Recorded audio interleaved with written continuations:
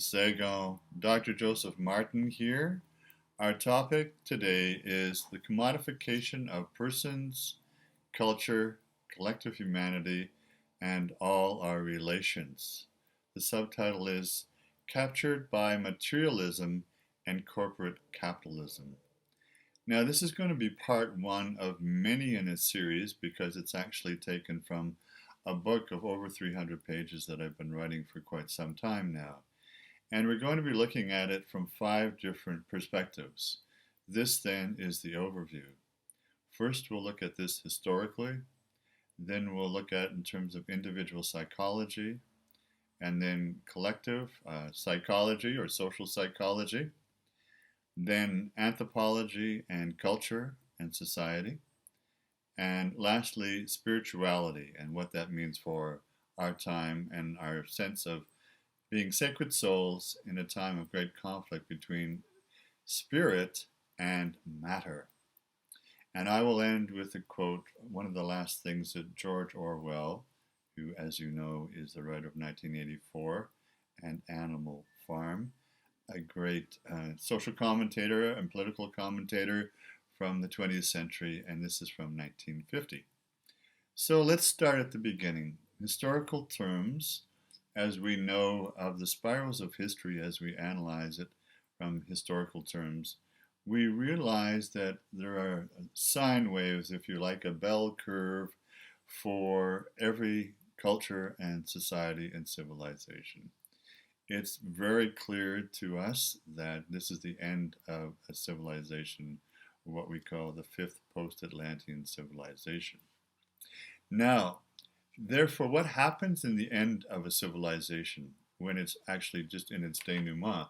What we know for a fact is that life becomes spectacle. There are spectacles, just as the end of Rome, there was the gladiators and the killing and so on of the lions and fellow gladiators. Well, today we have pro wrestling, we have soccer, and we have other games like that, and not to mention hockey, of course. We in Canada love hockey. But increasing violence in these spectacles. But more than that, it's a spectacle of culture. And we'll get to that when we get to anthropology. It's very clear that the society is at an end because there are all sorts of telltale signs. And it's mostly when there's an elite power group that likes to take over and blandish nonsense a la 1984 by George Orwell to try to socialize and dumb down the populace. Secondly, as you know, if you've looked at my other YouTubes, that I have been a psychologist and a Jungian analyst, a dream analyst, for well over 40 years now. And what happens, we can see statistically, and we're very well aware as psychologists, the personalities are being dredged through the muck. There is a psychological neuroses, there's a lot of hysteria, there are a lot of unconscious fears, anxieties, insecurities, obsessive compulsive, insomnia, basically a lot of grief, sometimes a lot of buried grief, and a lot of sense of ennui, boredom, meaninglessness, hopelessness, and we could go on and on and on. And some of you may be feeling this yourselves or know many people close to you who are also experiencing the same set of emotional turmoil and a lot of repressed feelings. And a sense of helplessness that there's nothing you can do personally with this onslaught of societal illusion and corporate capital force that is being thrust upon us. It creates a lot of suicide, a lot of depression, therefore a lot of unnecessary use of antidepressive, which themselves create suicide, as we know. And also the fact that the cause of all this is the purpose for this video overview and the remaining YouTubes that will come up in the next few weeks. Thirdly, social psychology. What is happening to our society at large? Well, we have, on one level, more racial tension between the races, between the ethnic groups, wars, in fact, and killings and murderings, Rwanda, Yugoslavia, Serbia, Croatia, on and on, the Arab world, the Western world, all over, and in the Asian world. We have a lot of pent up rage and shame on a national level, whereby the national character, the unconscious national character of countries like Russia, China, Germany, Poland, and shall I say the American empire, are actually, these are all unconscious psychological social processes whereby, based on historical shame of having been defeated in war or economically, these nations want to then take power over and will use any illicit, immoral, and unseemly, and shall we say even murderous techniques to gain power in the world at this time, at the end of this civilization. The other effects, of course, are more just social violence, rageaholics on the roads, road rage, um, uncalled for murders in America, just young people shooting people in schools and on the streets, as we just had here in Canada last week in 3 major cities. An increase of this kind of violence and murder all over the world as we know it. Fourthly, from an anthropological cultural point of view, we look at something we call rhetoric. There are different kinds of rhetoric. Rhetoric is the use of language and semantics and emotional tone to pull the wool over somebody else's eyes and subvert their own sense of identity, and also to get them to do what you want. This is what propaganda does, and that's what rhetoric does. So whether it's governmental rhetoric and the language the governments use, or corporate rhetoric, and that's also tied into materialism and the media, and help making us buy all these things that we don't need and are unnecessary, or whether it's military rhetoric as the axis of evil and pointing the finger at another group of people, or a race or nation or ethnic group. All these are just what we know as social, psychological, unconscious projections in order to shame and create fear among people. And this is the main point of what I want to say. The commodification of persons means that you are no longer a sacred individual with human rights and freedoms and your own independence on all the levels we have as citizens in the commons. What has happened is you have no longer become a sacred thou or a unique individual who is a living being. You've been turned into an object to be disposed of. And I'm speaking of those of you who might have been downsized in your jobs or are being abused or mishandled in the jobs you are working for a very minimum wage, and that includes the young people as well as the elderly. And in this culture of illusion that we have now worldwide, it's not just in the English-speaking world or the Western world, every nation, particularly Russia and China, as I've been doing my research, shows that people are treated as dispensable objects. They're worthless. So if you're feeling your self-worth is diminishing more and more, and it is creating massive global depression among individuals and groups and religious ethnic groups, then this is all part of what's happening in what we'll get to in the next part. The densification of the materialization of our nature, our consciousness, and who we are seem to be done all by rhetoric in the social systems and the institutions and the organizations.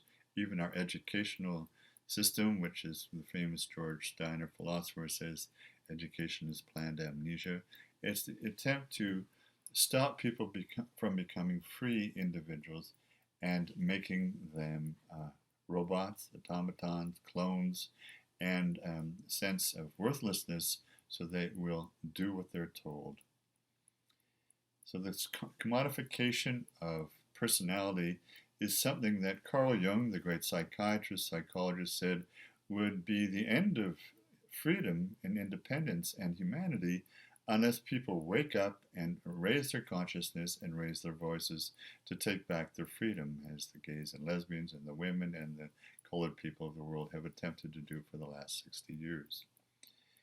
There is only one true commodity in the world, and that is truth. People are not meant to be commodities, and neither are cultures or religions or ethnic groups meant to be commodities to be used by other people. Neither are the mineral resources, the plant resources, the tree resources, nor the waters, nor the air, nor the oil, nor the coal, nor the minerals, nor the gold, nor the silver, nor the diamonds, nor Mother Earth herself. None of these are meant to be commodities. This is unfortunately still the truth, that there is an historical precedence for this that's been going on for over 500 years. And it's not just capitalism that we're looking at. We're going deeper and higher in our analysis of this. It is perhaps part of human nature to want to have power over other people. But it always gets more stressful and depressing and more outrageous as a civilization is ending. And that's why we had so many wars in the 20th century, and already in the 21st century, so many more wars. Killings, murders, rapes, abuses, and so on. Now, what we'd like to say, again, remember this is just an overview, is that we need to understand what is going on before we can decide and strategize what to do about it all. On an individual level, on a familial family level, on a community level, and a national level, and an international level, now that we have all this interconnection through YouTube. As Gandhi said about civilization, well, it's a great idea, but we've never seen it yet. So now, speaking as a universal spiritual person on the planet, and universal meaning there's one truth, and that's that we're all human, we all deserve to have respect and kindness and of freedom and truth and live our lives as we choose to. That's people of all backgrounds, cultures, nations, religions, ethnicities, orientations, and ages. And this is where the truth comes in, and the inner work and the outer work become one. And I guess if you're watching this YouTube video, you're probably engaged on this in whatever country you're living in at this time. Now, from the spiritual perspective, I'd like to just point out that I'm a spiritual anthropologist. I follow many, and have trained in many different trends in the history of all religions, the history of the spiritual mystical traditions, and I participate in these. As you know, I'm First Nations, I'm Mohawk, I'm Haudenosaunee, my name's Don Ngalenkwa. And I also followed Dr. Rudolf Steiner, the head of anthroposophical studies. In my readings and understanding of Dr. Rudolf Steiner, it's very clear that for thousands, tens of thousands of years, this battle between the spiritual on one hand and the material world is being fought out within the human heart and human mind and the human individual and within humanity and the collective itself. This is a battle that is heating up and fomenting and creating what we call the battle of all against all. And so we could say, not to be too kind of black and white about this, that as we develop our independence and our egos, we need to understand that there's good and evil within everyone's heart. And we need to be truthful, honest, integrity people that can understand that and not project all their unconscious evil onto other people, but to honestly and humbly work on ourselves and then work together as a collective worldwide for the sake of our children, for the sake of the earth, for the sake of all our relations, for the sake of all the elements, for the sake of the future of humanity. This spiritual anthropology suggests through a lot of our science, because it is a spiritual science, and I encourage all of you to read any or all of the lectures by Dr. Rudolf Steiner, suggests that the material world, which we know is an illusion ever since Einstein, that matter is simply just frozen energy. This is very much part of science from a physics and chemistry point of view.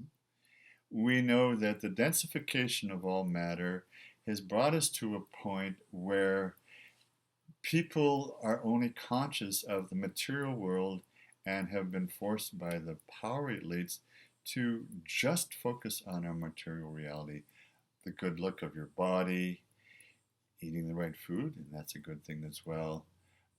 But just houses, cars, toys, all these things and buying all these things are probably unnecessary, maybe even toxic chemically, but just a waste of time, money, and energy. It's not essential to our livelihood. Simplification of our material livelihood and resources is probably a key that many of you are also experimenting and experiencing now at this time. And as the world densifies and our consciousness lowers and lowers to the point where there's seemingly a lot of fear and hatred and greed and power struggles and just raping and pillaging on all levels, if we can say it that way, then we're aware that we need to become come to a higher consciousness, as we say in Mohawk, a basic call to higher consciousness, whereby we can understand what this is about and then strategize to make the difference that will make the difference, make the change that will make the change. This then is the overview of this commodification that's happening to all of us as individuals, as a culture, which is an illusion. It's an illusionary culture of unreality. It's just a spectacle. It's not a valued culture that has true, heartfelt values. It's just something that's silly, insane, stupid even. And also the commodification of collective humanity and all our relationships and all our relations on the planet. I'm going to end with this reading from one of the last journal writings by Dr. George Orwell. I call him doctor because he was an amazing political analyst. And encourage you to read 1984 and Animal Farm once again. And this is what George Orwell has to share with us. It's from volume 4 of his collected journals. It's one of the last things that he wrote before he passed over in 1950. It's not easy to find a direct economic explanation of the behavior of the people who now rule the world. The desire for pure power seems to be much more dominant than the desire for wealth. And it has reached now levels of lunacy in our age. Then the question becomes, what is the major human motive of the impulse to bully others? If we could only answer that question. And I'm sure, as many of you are aware, that we experience daily in schools, with our children, at workplace, on the street, wherever we are, in the news, that this heightening of the bullying and the taking power away from others and forcing them to be humiliated and belittled and shaming them is increasing in intensity and in terms of the numbers of people this is happening to. Perhaps it's happened to you. And I will address this in other videos soon, not only within this commodification of your personality and our culture, but also just on the psychological aspects of what shame does to you and how to build self-worth and transmute all that energy tied up in shame into love, courage, strength, decision, and positive action for yourself and all those you care about. Dr. Joseph Martin, stay tuned. There will be more videos soon. All love and blessings to you. Om Namah Shivaya.